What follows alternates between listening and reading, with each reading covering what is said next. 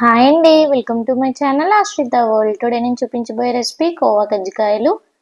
ముందుగా ఒక బౌల్లోకి 1.5 కప్పుల మైదా పిండి యాడ్ చేసుకోవాలి. చిటికెడంతా సాల్ట్ వేసుకోవాలి. ఇలా స్వీట్స్ చేసేటప్పుడు ఎప్పుడైనా సాల్ట్ వేయడం వల్ల మనకి స్వీట్స్ అనేవి ఇంకింత టేస్ట్గా ఉంటాయి.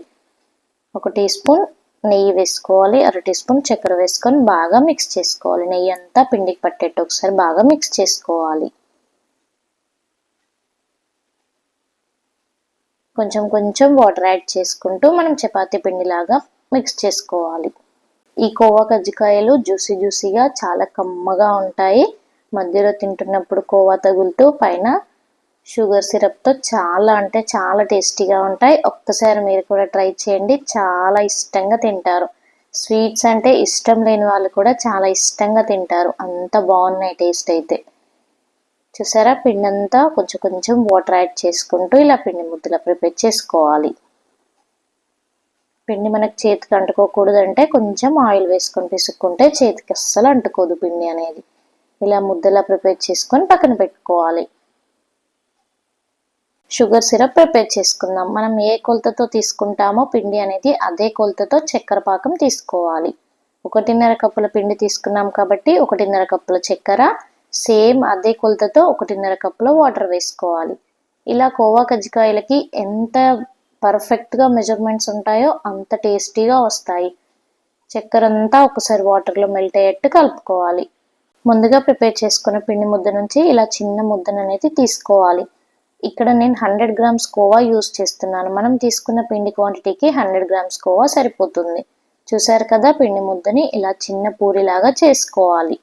ఇందులో మధ్యలో చిన్నగా కొంచెం కోవా యాడ్ చేసుకోవాలి. మరీ ఎక్కువగా కోవా పెట్టుకోకూడదు, కొంచెం పెట్టుకుంటే కోవా అనేది ఆయిల్లో మనం ఫ్రై చేసినప్పుడు మెల్ట్ అయి చాలా మంచిగా వస్తుంది.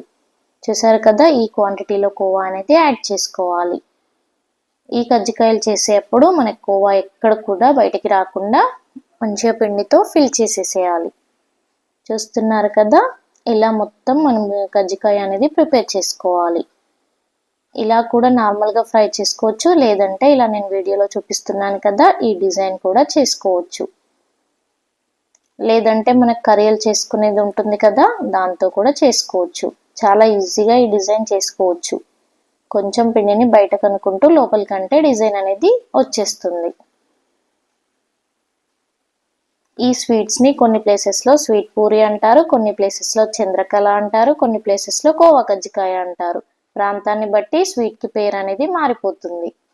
ఇలా ప్రిపేర్ చేసుకొని పక్కన పెట్టుకోవాలి. షుగర్ సిరప్ చూసారు కదా, అస్సలు పాకం రాకుండా జస్ట్ అలా స్టిక్కీగా వస్తే సరిపోతుంది. ఇప్పుడు ఆయిల్ హీట్ అయ్యాక మనం ముందుగా ప్రిపేర్ చేసుకున్న కజ్జికాయలు ఇందులోకి యాడ్ చేసుకోవాలి. ఆయిల్ అనేది బాగా హీట్ ఉండకూడదు. ఈ కజ్జికాయలు చేసుకునేప్పుడు మంచి టిప్ ఏంటంటే ఆయిల్ అనేది నార్మల్ హీట్గా ఉండాలి, లేదంటే పైన మాడిపోతాయి, లోపల అంత మంచిగా కుక్ అవ్వదు.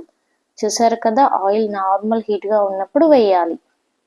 ఇవి ఎంత నెమ్మదిగా కాల్చుకుంటే మనకి కలర్ అనేవి అంత బాగా వస్తాయి. చూస్తున్నారు కదా, నెమ్మదిగా తిప్పుకుంటూ 2 వైపులా కాల్చుకోవాలి. మనకి గోల్డెన్ బ్రౌన్ కలర్ వచ్చేంత వరకు కాల్చుకోవాలి. ఈ పూరీలు చేసేటప్పుడు మరీ పల్చగా చేయకూడదు. నేను చూసారు కదా, ఇక్కడ పల్చగా చేసిన పూరి అనేది మరీ ఎక్కువగా పొంగిపోతుంది. అలా చేసుకోకూడదు. పూరి కొంచెం మందంగా చేసుకుంటే మనకి కజ్జికాయలు అనేవి ఇలా పైనకి ఉబ్బకుండా చాలా మంచిగా వస్తాయి అన్నట్టు. 2 వైపులు మంచిగా మనకి గోల్డెన్ బ్రౌన్ కలర్ వచ్చేంత వరకు తిప్పుతూ ఉండాలి.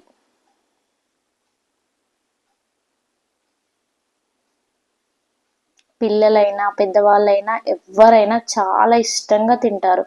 మనకి పైన స్వీట్గా లోపల సాఫ్ట్గా చాలా యమ్మీగా ఉంటుంది ఈ స్వీట్. ఇలా గోల్డెన్ బ్రౌన్ కలర్ వచ్చాక మనం ముందుగా ప్రిపేర్ చేసుకొని పెట్టుకున్న షుగర్ సిరప్లోకి యాడ్ చేసుకోవాలి. 2 మినిట్స్ ఇవి అందులో వేసి తీసేసుకోవాలి, అంతే. షుగర్ సిరప్ అనేది కొంచెం గోరువెచ్చగా ఉన్నప్పుడు ఇవి యాడ్ చేసుకోవాలి. కోవా కజ్జికాయలు ఇలా యాడ్ చేసుకోవడం వల్ల కజ్జికాయలకి మనకి స్వీట్ సిరప్ అనేది చాలా మంచిగా పడుతుంది. చూసారు కదా, యమ్మీ కజ్జికాయలు అనేవి ఎలా రెడీ అయ్యాయో. ఇప్పుడు నేను చూడండి వీడియోలో చూపిస్తున్నాను. ఎంత లోపల మంచిగా సాఫ్ట్గా, బయట మంచిగా షుగర్ సిరప్తో సూపర్గా వచ్చాయి. మీరు కూడా ట్రై చేయండి. మీకు నా వీడియో నచ్చినట్టయితే లైక్ చేయండి, షేర్ చేయండి. అలాగే మంచి వంటకాల కోసం మన ఛానల్ని సబ్స్క్రైబ్ చేసుకోండి.